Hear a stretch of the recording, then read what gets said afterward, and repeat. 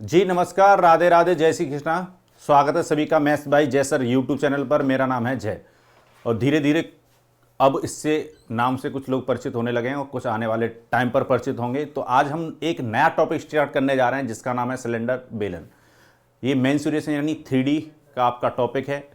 तो कुछ बातें पहले हम इसकी बेसिक समझ लेते हैं, क्योंकि जैसे ही हमारे बेसिक स्ट्रांग होते हैं तो फिर हम एडवांस क्वेश्चनों की तरफ चलते हैं। आपको मेरा पढ़ाने का तरीका पता है कि पहले मैं बेसिक क्लियर करता हूँ और फिर धीरे धीरे मैं आपको एडवांस क्वेश्चनों की तरफ लेकर चलूँगा। ठीक है, थ्योरी, कंसेप्ट प्लस क्वेश्चन, सारी चीज़ें आपको इस सीरीज में मिल रही हैं। और आपका धीरे धीरे मेंसुरेशन यानी जो वॉल्यूम वाले जो क्वेश्चन होते हैं, यानी मैं दूसरी भाषा कहूँ 3D वाले जो क्वेश्चन होते हैं, वो सब क्लियर होते चले जाएंगे। तो चलिए, तो एक सिलेंडर मैं आपके लिए यहाँ पर बना देता हूँ, कुछ बातें आपको समझनी है। ठीक है, देखो फॉर्मूले वगैरह को रटना नहीं है, कुछ ना बच्चे रटने लग जाते हैं, बस समझना है। 3D ना केवल विजुअलाइजेशन यानी आपके ना सोचने पर डिपेंड करता है कि आप इसको सोचते कैसे हैं। ठीक है, और मैंने एक मूवी में डायलॉग देखा था कि ये मायने नहीं रखता कि आपके सामने क्या है, मायने ये रखता है कि आप उसे कैसे देखते हैं। तो यही मेंसुरेशन में, मेंसुरेशन में जब क्वेश्चन आता है तो ये मायने नहीं रखता कि क्वेश्चन क्या है, आप देख कैसे रहे हो ये मायने रखता है। तो अगर मैं बात करूं किसी सिलेंडर की, यानी हिंदी में बोला था इसको बेलन, बेलन या सिलेंडर की अगर हम बात करें तो इसके बारे में कुछ बातें पता होनी चाहिए। मैं थोड़ा सा प्रैक्टिकली कुछ बातें आपको समझाता हूं। देखो जैसे ये सिलेंडर है, ठीक है, अब सिलेंडर दो तरीके का हो सकता है, खोखला भी हो सकता है, ठोस भी हो सकता है, सॉलिड भी हो सकता है और होलो भी हो सकता है। ठीक है, तो अभी हम जो सिलेंडर लेके चल रहे हैं वो ऐसा लेके चल रहे हैं जो ठोस है। तो इसमें ना यहाँ पर जो टॉप और जो इसका जो बॉटम होगा, यानी ये ठोस होना चाहिए, तो सर्कुलर फेस होता है ऊपर की तरफ। ऊपर देख पा रहे हो आप, ये कैसा फेस है, सर्कुलर। ठीक है, वैसे यहाँ से ये बंद नहीं है, क्लोज होना चाहिए। मैं क्लोज मतलब ऊपर से भी बंद हो, नीचे से भी बंद हो, मैं उस सिलेंडर की बात कर रहा हूँ। तो ऐसा जो सर्कुलर फेस ऊपर की तरफ है वैसे ही नीचे की तरफ होगा और ये बीच में कुछ एरिया होगा। ठीक है, यानी अगर मैं इसके कर्व्ड सरफेस एरिया की बात करता हूँ, मैंने बताया था कि दो वर्ड यूज होते हैं, एक कर्व्ड सरफेस एरिया और एक लेटरल सरफेस एरिया। तो कर्व्ड सरफेस और लेटरल सरफेस एरिया का पहचानने का तरीका मैंने बताया था कि मान लो आप इस ऑब्जेक्ट के कहीं बाहर खड़े हो, ठीक है, या तो आप इस ऑब्जेक्ट के चारों तरफ घूम जाओ, या इस ऑब्जेक्ट को आपकी आंखों के सामने एक बार घुमा दिया जाए। यानी अगर मैं इस सिलेंडर को आपके सामने घुमाता हूं, ठीक है, पेन में एक साइड में रख देता हूं, इस सिलेंडर को मैं आपकी आंखों के सामने एक बार दिखाता हूं, तो आपको कौन सा एरिया दिखाई देगा? केवल सिर्फ ये वाला जालीदार एरिया दिखाई देगा। ये जो बिना जालीदार वाला एरिया, टॉप और बॉटम वाला, ये एरिया दिखाई नहीं देगा, केवल ये जालीदार एरिया आपको दिखाई देगा। अब मुझे इसका क्या निकालना है? कर्व्ड सरफेस एरिया, मतलब इसका एरिया निकालना है। ये भी एक तरह का क्या अपने आप में एरिया है, ये जो जालीदार है यही दिखाई देगा। अब कुछ बच्चे कह रहे होंगे सर ये तो हमें तो टॉप और बॉटम वाला भी दिखाई दे रहा है। वो इसलिए दिखाई दे रहा है क्योंकि मैं इसको तिरछा कर रहा हूं। अगर आपकी आंखों के सामने रखूंगा इसको तो केवल जालीदार एरिया आपको दिखाई देगा। ठीक है, तो ये जालीदार एरिया यही इसका क्या है? कर्व्ड सरफेस एरिया है। ठीक है, तो हम पहले बात करते हैं कर्व्ड सरफेस एरिया की। तो सबसे पहले एक मैं आपको एक और सिलेंडर दिखाता हूं। जैसे मान लो मैंने ये सिलेंडर बना लिया, ठीक है, एक पेपर ले लिया हमने, ये मैंने सिलेंडर बना लिया एक। आप मुझे बताओ अगर मैं इस सिलेंडर को बीच में से काट दूं, या मेरे पास ये सिलेंडर है, अगर मैं इसको बीच में से क्या कर देता? काट देता। ठीक है, जीवन में आपका बहुत कटा होगा, आप काटना सीख लो। अगर आप इस सिलेंडर को बीच में से काट दोगे तो कुछ ऐसी सीट निकल के आएगी, एक आयताकार, एक रेक्टेंगुलर सीट निकल कर आएगी। यानी मैं ये कह सकता हूं इस रेक्टेंगल सीट का जितना एरिया होगा, जितना क्षेत्रफल होगा, वही इस सिलेंडर का कर्व्ड सरफेस एरिया होगा। आप मुझे बताओ अगर मैं इस एरिया को मोड़ दूं, इस रेक्टेंगल के एरिया को मोड़ दूं, तो क्या एरिया कम हो जाएगा? एरिया कम नहीं होगा, एरिया केवल मुड़ गया जी, इसलिए हम इसको कर्व्ड सरफेस एरिया कह रहे हैं। जब ये रेक्टेंगुलर सीट है, ये जब मुड़ नहीं रही तो हम केवल वर्ड यूज कर रहे हैं एरिया, क्षेत्रफल। पर जब ये मुड़ रही है तो हम वर्ड यूज कर रहे हैं कर्व्ड सरफेस एरिया, क्योंकि एरिया मुड़ गया, वर्गाकार हो गया, कर्व आ गया इस एरिया में। ठीक है, तो एरिया कम नहीं होगा, यानी इस सीट का जितना एरिया होगा उतना ही सिलेंडर का कर्व्ड सरफेस एरिया होगा। उम्मीद है सबको ये बात समझ में आई होगी, तभी मैं कहता हूं मैथ को रटो मत, इसको समझो। ठीक है, तो अगर मैं इस सीट को बीच में से कट कर देता ऐसे, तो आप मुझे बताओ कट करने के बाद जो सीट बनती वो एक आयताकार सीट बनती, कुछ ऐसे। ठीक है, कुछ आयताकार सीट ऐसे बन जाती। उम्मीद है ये बात आपको सभी को समझ में आई होगी, कुछ इस तरह की सीट बनती। चलिए, मैं ये कह सकता हूं इस सीट का जितना एरिया होगा वही सिलेंडर का क्या होगा? कर्व्ड सरफेस एरिया होगा। ठीक है, तो आप मुझे बताइए कटने के बाद क्या होता, मैं इसको ना दूसरे कलर से कर देता हूं, ये ना सर्कुलर रहता, ये एक सर्किल रहता नीचे, ये भी सर्कुलर सरफेस है, ये भी सर्कुलर सरफेस है, ये वाला जो सर्कुलर शेप है वो स्ट्रेट लाइन बन जाती है ऐसी, ठीक है, और ये भी स्ट्रेट लाइन बन जाती, और आपका जो ये वाला जो कर्व्ड सरफेस या बीच में चल रहा वो बीच में रहता। कहने का मतलब ये है कि आप खुद इस चीज़ को विजुलाइज करो कि जब ये सिलेंडर है, जब ये सिलेंडर है तो इसकी जो सरकमफ्रेंस है, इस सर्किल की जो सरकमफ्रेंस है, जब मैं सिलेंडर को कट करूंगा बीच में से, इस सिलेंडर को क्या करूंगा, कट करूंगा, तो आप खुद देख पा रहे हो इसको कि ये क्या बन जाएगी, लेंथ में कन्वर्ट हो जाएगी, यानी जो सरकमफ्रेंस थी सर्किल की वो किस में बदल गई, लंबाई में बदल गई। तो किसी सर्किल की जो सरकमफ्रेंस होती है, उतना मैं उम्मीद करता हूं आपको पता होगी, वो क्या होती है, 2πr। यानी ये जो पीली वाली जो लेंथ है, ये जो येलो जो लेंथ है, येलो जो लेंथ है ये 2πr होगी, ठीक है। जब आप बीच में से कट कर रहे हो तो ये एक स्ट्रेट लाइन में बदल जाएगी, तो इसकी लेंथ थोड़ी ना कम हो जाएगी, अभी भी इसकी लेंथ कितनी रहेगी, 2πr रहेगी। और पर रेक्टेंगल की हम इसको क्या बोलेंगे, लंबाई बोलेंगे, ठीक है। ये बात उम्मीद है आपको समझ में आई होगी। और ये जो इस सिलेंडर की जो हाइट है h है, इस सिलेंडर की हाइट हम मान लेते हैं h, तो जो h है वो ये वाली लेंथ होगी, पर ये रेक्टेंगल की क्या होगी, चौड़ाई होगी, ये रेक्टेंगल की क्या होगी, चौड़ाई होगी। बोलो, यानी अगर मैं इस रेक्टेंगल का एरिया निकाल दूं तो मैं कहूंगा सिलेंडर का मैंने कर्व्ड सरफेस एरिया निकाल दिया। आप कहोगे बिल्कुल सर। चलिए, तो रेक्टेंगल का एरिया आप सभी को पता है क्या होता है, L इंटू बी होता है। L की जगह पे हम क्या रखेंगे, 2πr। B की जगह पे हम क्या रख सकते हैं, h, ठीक है। तो जो सीट का जो एरिया होता वही से रेक्टेंगल सीट का क्या होता है, एरिया होता। तो मैंने रेक्टेंगल सीट का एरिया निकाला, लेंथ की जगह पे कितना रख दिया मैंने, 2πr, और चौड़ाई की जगह पे क्या रख दिया मैंने, h। तो इसका जो कर्व्ड सरफेस एरिया बना वो कितना बना, 2πrh। उम्मीद है ये बात आपको बहुत अच्छी तरीके से क्लियर हुई होगी। तो किसी सिलेंडर का जो कर्व्ड सरफेस एरिया होता है वो क्या होता है, 2πrh, ठीक है। उम्मीद है ये बात आप समझ गए होंगे। तो पहला जो बेसिक चीज़ थी वो मैंने समझा दी आपको, ठीक है। रटना नहीं है, बस समझना है आपको। जब तक सर्किल मतलब सिलेंडर को बंद करना, कट करना, ये सब नहीं आएगा ना, तब तक आप उसको गहराई में समझ नहीं पाओगे। उम्मीद है ये बात आपको समझ में आई होगी। अब हम बात कर लेते हैं किसी सिलेंडर के टोटल सरफेस एरिया की, ठीक है। सिलेंडर का टोटल सरफेस एरिया, तो हेडिंग लगा लो कुल पृष्ठीय क्षेत्रफल, ठीक है। कुल पृष्ठीय क्षेत्रफल, और पिछले वाले कर्व्ड सरफेस एरिया को हम बोलते हैं हिंदी में वर्ग पृष्ठीय क्षेत्रफल। कुल पृष्ठीय क्षेत्रफल के बारे में समझते हैं कि कोई सिलेंडर है हमारे पास,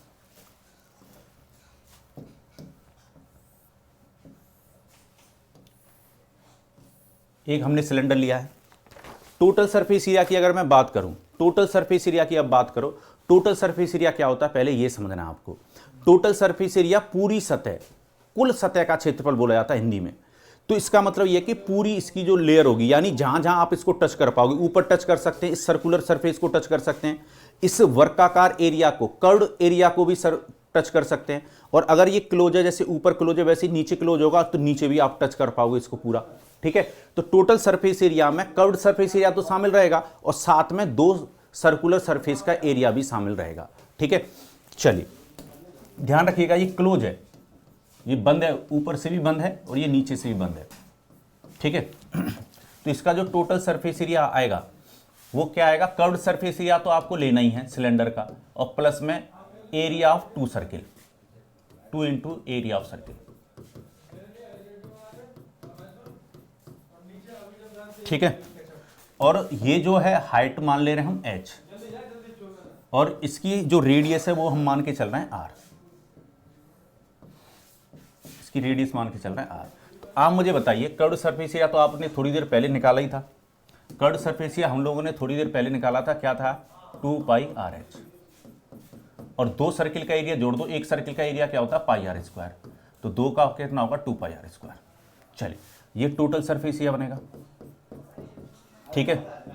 तो 2πr कॉमन ले लो और h प्लस r, तो ये टोटल सरफेस एरिया होगा किसी भी सिलेंडर का, ठीक है। तो सिलेंडर का जो टोटल सरफेस एरिया वो भी आपको बनाना आ गया होगा। अब मैं बात कर लेता हूं, ठीक है ना, पॉइंट नोट करते जाना, ये दूसरा पॉइंट है, पहला पॉइंट हमने पिछले इसमें पढ़ लिया, ये पॉइंट नंबर 1 था, कर्व्ड सरफेस से समझ लिया, टोटल सरफेस से समझ लिया। अब हम समझ लेते हैं वॉल्यूम। और बताइए जीवन कैसा चल रहा है? मजा आ रहा है आपको मैथ पढ़ने में? आना भी चाहिए। ठीक है, चलिए। तो इसकी हाइट हम मान के चल रहे हैं सिलेंडर की h, और जो रेडियस है उसको मैं मान के चल रहा हूं r। ठीक है, और थर्ड पॉइंट हम जो सीखने जा रहे हैं वो वॉल्यूम। तो मैंने बताया था वॉल्यूम क्या होता है। अगर किसी प्रिज्म की बात करें, सिलेंडर भी एक तरह का प्रिज्म है, मतलब नीचे और ऊपर एक जैसा है। तो अगर मैं इसके किसकी बात करूं, वॉल्यूम की, तो मैंने बताया था कि अगर ऐसा कोई सॉलिड है जिसका टॉप और बॉटम कैसा सेम है, मतलब सिमेट्रिक है, तो उसका जो वॉल्यूम होता है वो area of base, area of base into height होता है। ठीक है, आधार का क्षेत्रफल गुणा में ऊंचाई क्या होता है, आयतन होता है। तो आप मुझे बताओ इसका जो बेस है, इस सिलेंडर को अगर मैं लूं, ठीक है, मान लो ऐसे रखा हुआ है, अगर मैं इसके बेस को दिखाना चाहूं, जैसे ऊपर होगा वैसे नीचे होगा, तो इसका जो बेस है वो कैसा, सर्कुलर है। तो एरिया ऑफ सर्किल क्या होता है आपको पता है, ये जो बेस है वो कैसा, सर्कुलर है। ठीक है, चलिए, तो आप कहोगे पाई आर स्क्वायर होता है, और मल्टीप्लाई किससे कर दो, हाइट से, तो यही वॉल्यूम होगा, पाई आर स्क्वायर एच। ठीक है, तो वॉल्यूम क्या होता है, पाई आर स्क्वायर एच, किसका, सिलेंडर का। तो मैंने आपको टोटल सरफेस एरिया बता दिया, मैंने आपको कर्व सरफेस एरिया बता दिया, और क्या बता दिया, वॉल्यूम। और जो गहराई वाली बात है वो धीरे धीरे हम सीखेंगे, मैंने केवल अभी आपको बेसिक बातें समझाई हैं। अब एक चीज आप यहां पर नोटिस कर रहे हो, सिलेंडर के जितने भी फॉर्मूले हैं, मैं या तो कर्व सरफेस एरिया की बात करूं तो इसमें पाई आ रहा है, क्या आ रहा है, पाई आ रहा है। इस चीज का ना थोड़ा सा किसी किसी क्वेश्चन में एग्जाम में आप फायदा उठा सकते हो। टोटल सरफेस एरिया में भी क्या आ रहा है, पाई आ रहा है, मैं बताऊंगा कैसे फायदा उठाना है। और यहां पर भी कितना आ रहा है, पाई आ रहा है। और पाई की जो वैल्यू होती है, पाई की जो वैल्यू होती है वो 22/7 होती है। ठीक है, पाई की जो वैल्यू होती है वो 22/7 होती है।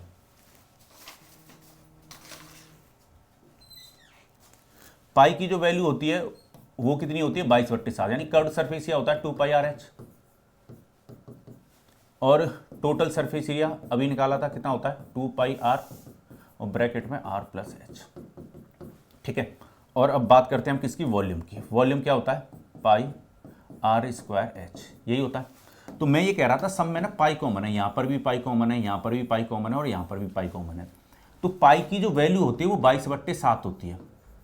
तो जब भी क्वेश्चन आपसे कर्व सरफेस एरिया पूछे, टोटल सरफेस एरिया पूछे, या पूछे वॉल्यूम, तो आप एक बार ऑप्शन में ये देखना कि कोई ऐसा ऑप्शन तो नहीं है जो 11 का मल्टीपल हो, क्योंकि 22 आने की वजह से आपका आंसर जो है वो 11 का मल्टीपल बनेगा। यानी 22 का अगर मल्टीप्लाई हो रहा है किसी वैल्यू में, तो इसका मतलब है 11 का भी मल्टीप्लाई हो रहा है। ठीक है, पर ध्यान रखिएगा आंसर जो है वो डेसिमल में नहीं होना चाहिए। ठीक है ना, जब डेसिमल में हो तब ये ट्रिक आप इस्तेमाल नहीं करोगे। अगर इंटीजर वैल्यू है, पूर्णांक अगर आंसर दे रखा है आपका, तभी आप इस चीज को लगा सकते हो। ठीक है, बाद बाकी हम बेसिक से पूरी तरीके से करेंगे। जैसे आइए मैं कुछ क्वेश्चन आपको दिखाता हूं, चलिए कुछ क्वेश्चन भी कर लेते हैं। थ्योरी के साथ मेरा मानना यह कि कुछ क्वेश्चन भी होनी चाहिए जिससे आपकी प्रैक्टिस भी होती रहे, थ्योरी भी पढ़ते रहो, आप कंसेप्ट भी क्लियर होते रहें, और आपका क्वेश्चन भी होते रहें। क्वेश्चन कह रहा था sum of radius of base and height of a solid cylinder is 37 centimetre if the total surface area of the cylinder be 1628 square metre, find the volume. किसी बेलन के आधार की त्रिज्या और ऊंचाई का योग 37 मीटर है। यदि बेलन का कुल पृष्ठीय क्षेत्रफल 1628 वर्ग मीटर है तो आयतन बताना है इसका। अब देखो यहां पर क्वेश्चन ने ना हमसे आयतन पूछा है, वॉल्यूम पूछा है, तो अभी मैं बता रहा था कि वॉल्यूम जो होता है सिलेंडर का वो होता है पाई आर स्क्वायर एच। तो आपको ना सबसे पहले ये चेक करना चाहिए कि ऑप्शन में कोई ऐसा ऑप्शन तो नहीं है जिसमें 11 से डिवाइड जा रहा हो, यानी 11 का मल्टीपल तो नहीं है कोई आंसर। ठीक है, कैलकुलेशन करने से पहले एक नजर ना आपको ऑप्शन की तरफ मान लेनी चाहिए। जैसे एक नजर आप उनकी तरफ डालते हो ना, तो जब भी एग्जाम दे रहे हो एक नजर ना ऑप्शन की तरफ हमेशा आपकी रहनी चाहिए। यानी आपको ऐसा एक ऑप्शन पहले देखना चाहिए कि कोई 11 का मल्टीपल तो नहीं है। ठीक है, अगर एक से ज्यादा 11 के मल्टीपल हो तो फिर क्वेश्चन में अटेम्प्ट लो, मतलब पूरा अपने जैसे आप क्वेश्चन को सॉल्व करते हो वैसे सॉल्व करो। तो सबसे पहले हम ये देखते हैं कि 11 का मल्टीपल तो नहीं है, क्योंकि वॉल्यूम है तो वॉल्यूम में पाई आएगा, और पाई की आने की वजह से 22 का मल्टीपल यानी 11 का मल्टीपल होना चाहिए। क्या इसमें 11 से डिवाइड जाएगा, 44 तक जाएगा, इसमें 11 से डिवाइड जा रहा है, इसका आंसर होने का चांस बनता है। क्या इसमें 11 से डिवाइड जाएगा 44, इसमें 11 से डिवाइड नहीं जा रहा, इसका आंसर होने का चांस कतई नहीं बनेगा। इसमें क्या जा रहा है 44, नहीं इसमें भी नहीं जा रहा, ये भी आंसर नहीं हो सकता। क्या इसमें जा रहा है 44, इसमें भी नहीं जा रहा। एक ही ऑप्शन था जिसमें 11 से डिवाइड जा रहा था, तो यही आंसर होगा। अब कुछ बच्चों के दिमाग में ये बात आती है कि अगर चारों ऑप्शन ऐसे हुए जिनमें 11 से डिवाइड जा रहा है, तो भाई अगर चारों ऑप्शन ऐसे हुए कि जिनमें 11 से डिवाइड जा रहा है तो आपको प्रॉपर वे भी क्वेश्चन को सॉल्व करने का आना चाहिए। ठीक है, ट्रिक हर जगह काम नहीं आती, पर मैं ये कह रहा हूं मान लो एक ही ऑप्शन दे रखा है तब तो आप अटेम्प्ट कर सकते हो ना ऐसे। तो यही बात ध्यान रखनी है, हर जगह ट्रिक नहीं लग सकती। आपको ना बेसिक से भी पढ़ना होगा और उन बेसिक से पढ़ने के बाद आपको कुछ चीजें खुद ड्राइव करके निकालनी होंगी। ठीक है, यही मैथ पढ़ने का सबसे अच्छा तरीका होता है। चलिए अब हम प्रॉपर वे में भी करके देख लेते हैं कि अगर प्रॉपर वे में हमें इस क्वेश्चन को सॉल्व करना होता तो कैसे करते हैं। हमसे क्वेश्चन ने बता रखा है कि रेडियस और हाइट का जो सम है वो 37 है। ठीक है, और अब क्वेश्चन हमसे कह रहा है जो टोटल सरफेस एरिया है, टोटल सरफेस एरिया क्या उतना होता है 2 पाई आर और आर प्लस एच। इसकी जो वैल्यू दे रखी है 1628 दे रखी है। ठीक है, चलिए कैलकुलेट कर लेते हैं इसको। आप मुझे ये बताइए 2 तो अपनी जगह पर रहेगा, पाई की वैल्यू कितना 22/7, रेडियस आर रहने दो, आर प्लस एच की जगह पर मैं 37 रख सकता हूं। चलिए काटा पीटी मचाते हैं, तो 2 से अगर इसको काटोगे तो 8, 1 और 4। ठीक है, चलिए 11 से अगर काटो कितनी बार कटेगा 2 बार कटेगा, 11 से अगर काटो कितनी बार कटेगा ये 7 बार कटेगा, और फिर कितनी बार कटेगा 4। और 37 से अगर काटोगे इसको 2 से अगर काटोगे ये 37, और 37 से 37 कट जाएगा, और नीचे आर के नीचे क्या चल रहा है 7, क्रॉस मल्टीप्लाई करोगे तो आर का मान आ जाएगा 7 सेंटीमीटर। ठीक है, चलिए तो ये बात आपको समझ में आ गई कि रेडियस कितनी आई 7। तो यहां पर अगर मैं रेडियस का मान रख दूं और इस रेडियस की जो वैल्यू है 7 आई है 37 में से अलग कर दूं तो हाइट कितनी रह जाएगी 30। तो हाइट भी आ गई आपके पास 30 सेंटीमीटर और रेडियस भी कितनी है 7 सेंटीमीटर। अब आप वॉल्यूम बता सकते हो, तो वॉल्यूम जो होता है वो पाई आर स्क्वायर एच होता है। तो पाई की वैल्यू रख लो 22/7, आर स्क्वायर यानी 7 × 7। ठीक है, और हाइट कितनी है 30। कैलकुलेट कर लो, 7 से 7 कटेगा। चलो अब आपको क्या करना है, केवल मल्टीप्लाई करना है। मल्टीप्लाई कैसे करोगे वो समझ लो, 7 का मल्टीप्लाई अगर 22 से करते हैं तो 154 हो जाएगा, ये 154 हो जाएगा। ठीक है, चलो 30 के साथ और मल्टीप्लाई करना है, कर लो। तो 0 चलेगा, 4 3 12 का 2 कैरी 1, 15 और 1 16 कैरी 1 3 और 1 कितना 4। ठीक है, चलिए 4620 सेंटीमीटर क्यूब ये इसका क्या होता है वॉल्यूम होता है। उम्मीद है आपको बहुत अच्छी तरीके से ये बातें समझ में आई होंगी। ठीक है, तो आप प्रॉपर वे में जाना चाहते हैं, प्रॉपर वे में आप डायरेक्ट जाना चाहते हैं डायरेक्ट। चलिए अब नेक्स्ट क्वेश्चन हमारे सामने यहाँ पर है। क्वेश्चन कह रहा था volume of right circular cylinder whose height 40 centimetre and circumference of its base is 66 centimetre. 40 सेमी ऊंचाई तथा 66 सेमी परिधि वाले आधार पर स्थित बेलन का आयतन ज्ञात करें। चलिए क्वेश्चन ये कह रहा है कि जो हाइट है वो 40 सेंटीमीटर है और जो सरकमफ्रेंस है परिधि है जो सिलेंडर की वो कितनी है 66। इसका क्या बताना है वॉल्यूम बताना है। मैं फिर से कह रहा हूं एक बार ऑप्शन की तरफ नजर डालो कि ऐसा कोई ऑप्शन तो नहीं जिसमें 11 से डिवाइड जा रहा हो, क्योंकि अभी भी वॉल्यूम की बात कर रहा हूं। वॉल्यूम में पाई आता, पाई आने की वजह से 22 आएगा, 22 आने की वजह से आंसर 11 का मल्टीपल होना चाहिए। तो पहले वाले ऑप्शन में 11 से डिवाइड चला जाएगा, ये आंसर हो सकता है। दूसरे वाले में 11 से डिवाइड नहीं जा पाएगा, ये आंसर तो नहीं हो सकता। चलिए इसमें अगर मैं डिवाइड देता हूँ 33 16 में दूंगा तो कहाँ तक जाएगा 11 तक, रिमाइंडर बचेगा कितना 5। 54 में दूंगा 44 तक, इसमें भी नहीं जाएगा, ये भी आंसर नहीं हो सकता। अगर इसमें मैं डिवाइड देता हूँ तो 2 28 में दूंगा 22 6 इसमें जा रहा है। ठीक है, तो या तो आंसर हो सकता है ऑप्शन नंबर ए या आंसर हो सकता है ऑप्शन नंबर डी। अब आप इन दोनों ऑप्शन में फंस जाओगे। ठीक है, तो अब आपको प्रॉपर वे में क्वेश्चन को बनाना चाहिए।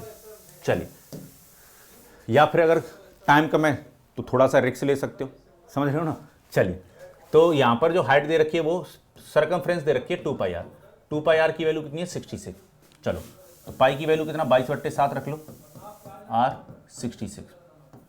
2 से अगर काटोगे कितनी बार कटेगा ये 33। 11 से काटोगे ये 2 बार कटेगा, और 11 से अगर काटोगे तो ये 3 बार। तो आर का जो मान आएगा वो 21/2 आया। आर का जो मान आया वो 21/2 आया। ठीक है, 21/2 सेंटीमीटर। चलिए, और हाइट हमें दे रखी है, हाइट कितनी दे रखी थी क्वेश्चन ने हमें 40 सेंटीमीटर। और अब आप वॉल्यूम बता सकते हो, तो वॉल्यूम पूछा गया है वॉल्यूम क्या होता है पाई आर स्क्वायर एच, पाई की वैल्यू रख लो 22/7, आर स्क्वायर यानी 21/2 और 21/2, और हाइट कितनी आ गई 40। चलो तो ये 2 से काटोगे कितना 20, 2 से काटोगे कितना 10, 7 से काटोगे कितना 3, ठीक है। तो कुल मिलाकर ये कितना हो जाएगा आपका, ये हो जाएगा आपका, अगर 3 से मल्टीप्लाई कर लोगे 66, 660 इंटू 21 कर लो, ठीक है। चलो जीरो चलेगा, 21 का मल्टीप्लाई अगर 6 से करते हो तो 126 होगा, 126 का 6 कैरी 12, 126 और 12 यानी पहले 138 सेंटीमीटर क्यूब, यानी आंसर होगा इसका ऑप्शन नंबर डी, ठीक है। अब ये भी हट गया। चलिए, तो उम्मीद है ये बात आपको समझ में आई होगी, जो मैं आपको तरीके बता रहा हूँ वो धीरे धीरे आप तक पहुँच रहे होंगे। चलिए, ऐसा ही क्वेश्चन ये है, यहाँ पर भी वॉल्यूम की बात कर रहा है, तो सबसे पहले तो यही देखो कि क्या ऐसा कोई ऑप्शन है जिसमें 11 से डिवाइड चला जाए, क्योंकि वॉल्यूम की बात कर रहा है। तो अगर इसमें डिवाइड देते हैं हम 44 तक जाएगा, 14 में देंगे 11 तक जाएगा, रिमाइंडर बचेगा 3। पहले वाले ऑप्शन में नहीं जा रहा, ये आंसर नहीं हो सकता। अगर इसमें दोगे तो इसमें 11 से डिवाइड चला जाएगा, ये आंसर हो सकता है, ठीक है। क्या इसमें डिवाइड जा रहा है, इसमें भी डिवाइड जा सकता है, ये भी आंसर हो सकता है, और इसमें डिवाइड जा रहा है, ये भी आंसर हो सकता है, ठीक है। वैसे इस वाले के इन दोनों के आंसर बनने के चांस ना थोड़े से कम हो जाते हैं, क्योंकि 22 का भी तो मल्टीपल होना चाहिए, और 22 का मल्टीपल हो रहा है तो जो डिजिट है वो आखिरी वाली इवन होनी चाहिए। पर देख लेते हैं हम, ठीक है ना, एक बार। चलिए, तो हमें यहाँ पर क्या दे रखा है, कर्व सरफेस एरिया दे रखा है, इसको ठीक कर लेना, सेंटीमीटर स्क्वायर होगा, और हाइट दे रखी है 16। कर्व सरफेस एरिया कितना होता है 2πr/h की वैल्यू हमें दे रखी है 1056, और ऊंचाई दे रखी है हमें कितना 16, ये दे रखी है। चलो, तो 22/7 रख लो, पाई का मान, r और h का मान कितना रख लो 16, और यहाँ से r निकालो। चलिए, तो यहाँ से अगर इसको कट करोगे तो 5, 2, 8, ठीक है। 11 से अगर कट करोगे तो कितना 2, 11 से अगर इसको काटोगे 4, और फिर कितना 8, ठीक है। 16 से काटोगे कितनी बार कटेगा 3, तो 2 यहाँ पर है, और 7 का मल्टीप्लाई होगा, यानी r का मान 21/2 आ गया। कितना आ गया 21/2 आ गया, और हाइट कितनी दे रखी है 16। चलो, तो जो वॉल्यूम है वो कितना होता है 22/7 r स्क्वायर, यानी 21/2, और हाइट कितनी आई 16। तो 2 और 2 4 से काटोगे ये 4 बार कटेगा, 7 से काटोगे ये 3 बार कटेगा, ठीक है। चलिए, तो कुल मिलाकर ये जो बनेगा आपका, ये 66 बनेगा, और ये 84 बन जाएगा। तो यूनिट डिजिट पर कितना आना चाहिए, 4 और 6 का मल्टीप्लाई करोगे 24 का 4 आना चाहिए, ठीक है। एक ही ऑप्शन में आ रहा है डी में, तो आंसर होगा डी, या फिर आप मल्टीप्लाई करना चाहते तो कर सकते हो। तो उम्मीद है आपको बहुत अच्छी तरीके से ये बातें क्लियर हुई होंगी। अब आने वाली वीडियो में मैं आपको कटिंग ऑफ सिलेंडर, ठीक है, या rotating of circular seat, rotating of rectangle seat, और फोल्डिंग ऑफ रेक्टेंगल सीट, किसी आयताकार सीट को मोड़कर बेलन बनाना, या किसी आयताकार सीट को घुमाकर बेलन बनाना, या किसी बेलन को यानी किसी सिलेंडर को कट करना, वर्टिकली कट करना, हॉरिजेंटली कट करना, किसी और तरीके से कट करना, सारी चीज़ें मैं आपको सिखाऊंगा। बहुत गहराई में हम चलेंगे, और इसी प्यार और सम्मान और बोलते हैं ना स्नेह को बनाकर रखो, और मतलब इस चैनल को आप इतना जल्दी 1000 लेकर आए, मुझे मतलब बहुत खुशी हुई, और आने वाले टाइम पर उम्मीद है आप इस चैनल को और ज़्यादा आगे लेके जाओगे। तो ज़्यादा से ज़्यादा लोगों को जोड़िए, और अगर आपको इस क्लास की क्या चाहिए PDF, तो मेरे टेलीग्राम चैनल पे भी आप जुड़ सकते हैं, मैथ्स बाय जय सर पर। ये मेरा टेलीग्राम चैनल है, ठीक है। जिनके भाई बहन या फ्रेंड वगैरह अगर SSC CGL या किसी और वनडे एग्जाम की तैयारी करते हैं, तो आप उनको भी क्या कर सकते हैं, इन वीडियो को रिकमेंड कर सकते हैं। चलिए, तो हंसते रहिए, मुस्कुराते रहिए, और इसी तरीके से आगे बढ़ते रहिए, और इसी के साथ मुझे दीजिए अनुमति। जय भारत।